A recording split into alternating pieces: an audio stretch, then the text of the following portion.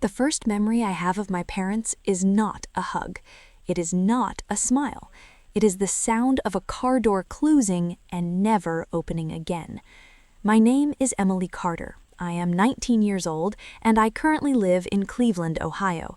But the story I'm about to tell you started when I was only 6 years old, on a cold autumn morning that changed my life forever. Back then, I believed we were going on a small trip.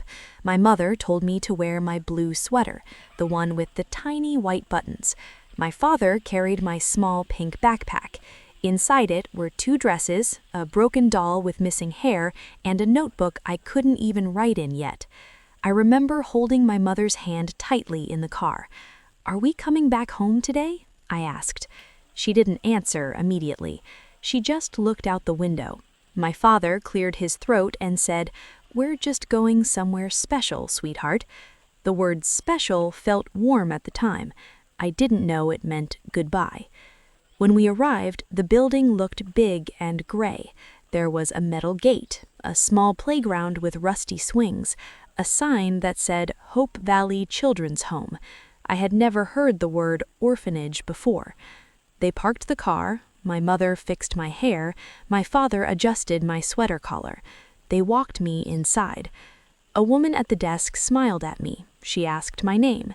My parents signed some papers. They spoke in quiet voices. I stood there, swinging my legs, hugging my doll. Then suddenly, my father said, "Emily, wait here. We'll come back in a minute." I nodded. I believed him. I watched them walk toward the door. I remember waving. They didn't wave back. The door closed. Minutes passed, then more minutes, then an hour. I kept looking at the door, expecting it to open. It never did. That was the moment I learned what abandonment feels like. It's not loud. It's not dramatic. It's quiet, heavy, cold. That night, I cried myself to sleep holding my doll. I called for my mother until my throat hurt. No one answered. Days turned into weeks. Weeks turned into months. No one came. No birthday visits, no holiday calls, no letters. Just silence. At the orphanage, life was hard. There were too many children and not enough love. Some kids were angry. Some were quiet. Some cried every night, like I did. I learned to stop asking when my parents would come, because every time I asked, the caretakers avoided my eyes, and that told me everything. When I turned 10, I stopped crying, not because I stopped hurting, but because I learned how to hide it. I became quiet, responsible, independent.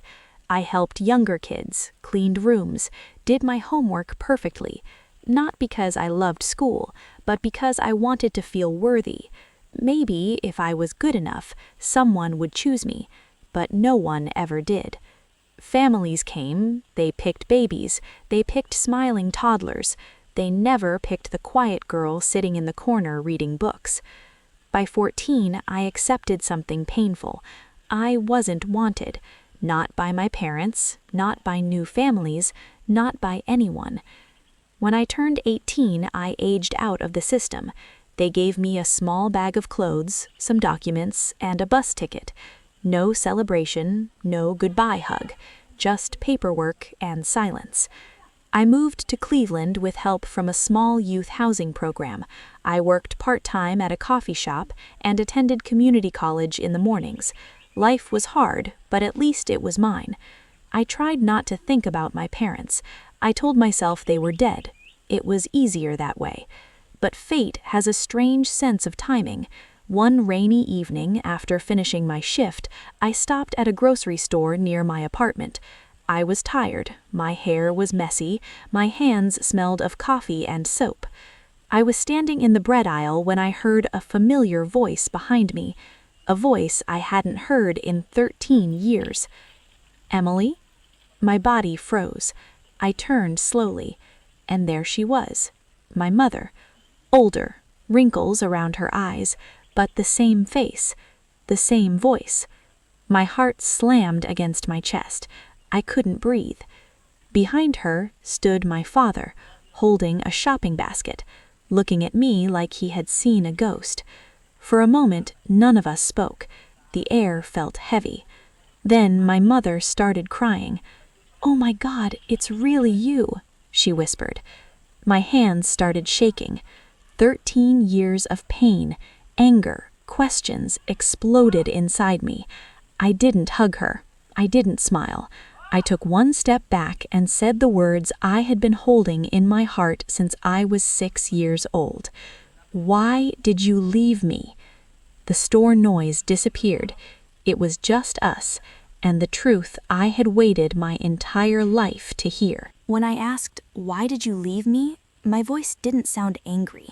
It sounded empty. My mother covered her mouth with her hand, tears running down her cheeks.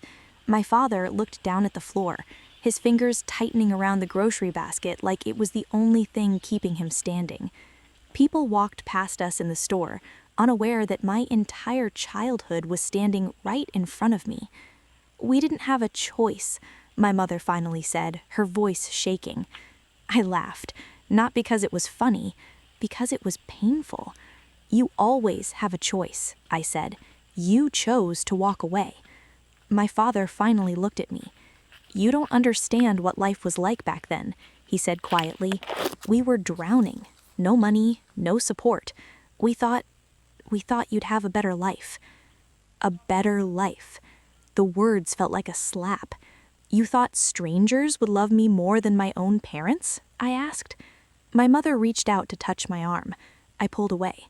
She flinched. That small reaction made me realize something important. She expected forgiveness, but she had no idea what I went through.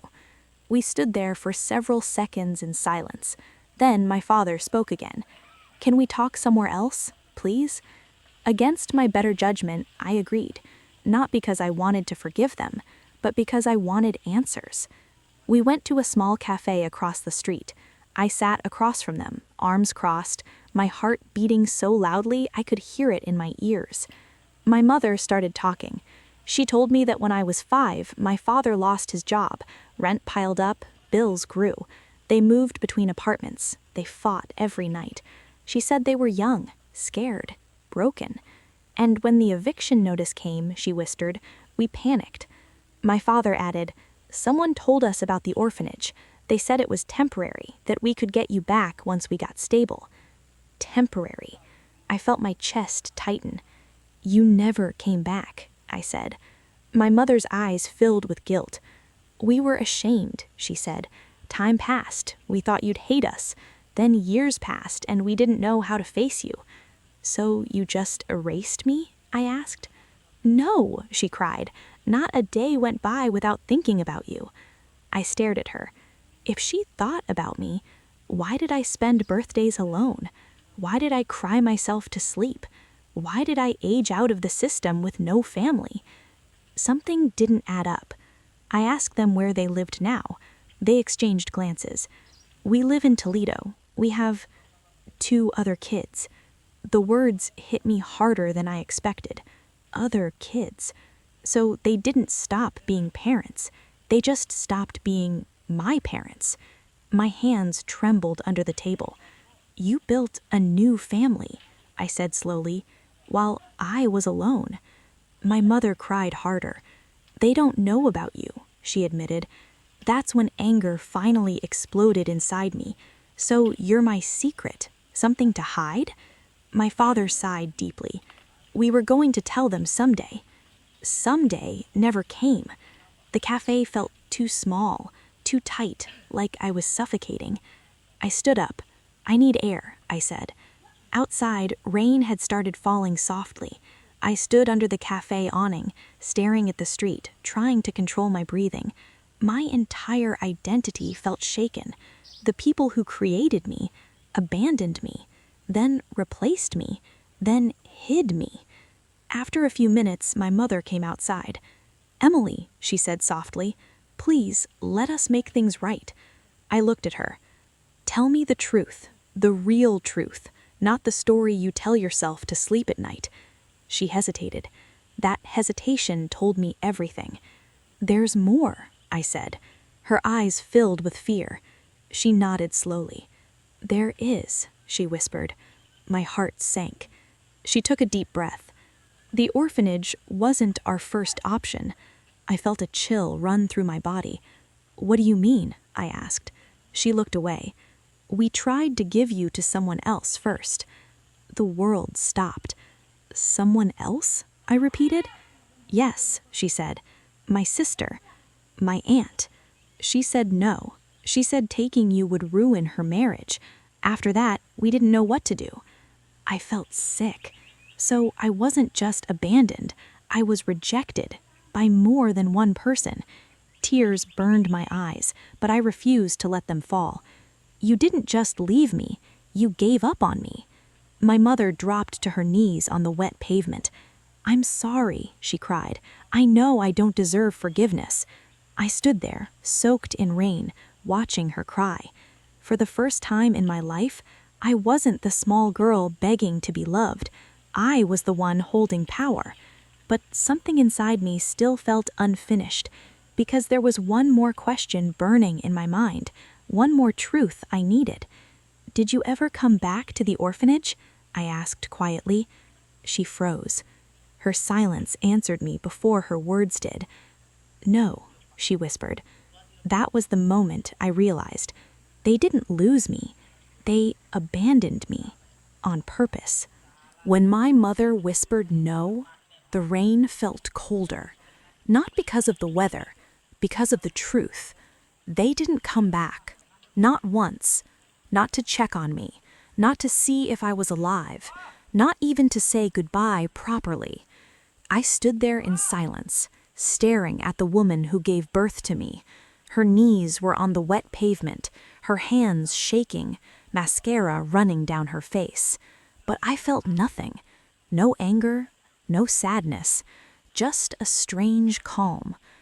I helped her stand up, not because I forgave her, but because I didn't want to become cruel like the people who hurt me. We went back inside the cafe. My father sat quietly, his eyes red. He looked smaller than I remembered, older, weaker. I sat down slowly and looked at both of them. "You don't get to rewrite my story," I said. "You don't get to pretend this was temporary. You made a choice, and I lived with the consequences." My father tried to speak. I raised my hand. "Let me finish." They nodded. I grew up wondering what was wrong with me. I thought I wasn't pretty enough, smart enough, good enough. Every birthday, I waited for someone who never came. Every night, I slept next to strangers who were just as broken as me. My voice started shaking. But I survived, without you. Tears rolled down my cheeks now. Not for them, for the little girl I used to be. My mother whispered, "We want to be part of your life now." I laughed softly. "You don't get to choose me when it's convenient. You had 18 years. My father looked at me with desperation. "We can help you now," he said. "Money, support, anything." That hurt more than anything else. So now I was valuable? Now I mattered? "I don't need your money," I said. "I needed your love when I was 6. Silence filled the space between us. Finally, I stood up. "This is goodbye," I said. My mother cried loudly. "Please don't disappear again," she begged. I looked at her one last time. "You disappeared first," I said, and I walked away. That night, I didn't cry myself to sleep. For the first time in my life, I slept peacefully. Weeks passed. They tried calling me, texting me, leaving voicemails. I didn't answer, not because I hated them, but because I chose to protect myself. I focused on college, on work, on building a future. I joined a volunteer group that helped foster kids. Every time I saw a scared little girl holding a broken toy, I saw myself, and I gave them what I never had: time, attention, hope. One afternoon, months later, I received a letter, no return address. Inside was a handwritten note from my mother. It said, "We lost you once. Now we understand why we never deserved you. We hope you build the life we failed to give you." I folded the letter and placed it in my drawer, not as a reminder of pain, but as proof of how far I had come. Today, I am 19. I live alone. I pay my own bills. I study psychology because I want to help children who grow up without families. I am not broken. I am not unwanted. I am not abandoned anymore, because I chose myself. And sometimes, the strongest family you can build is the one you create with your own strength.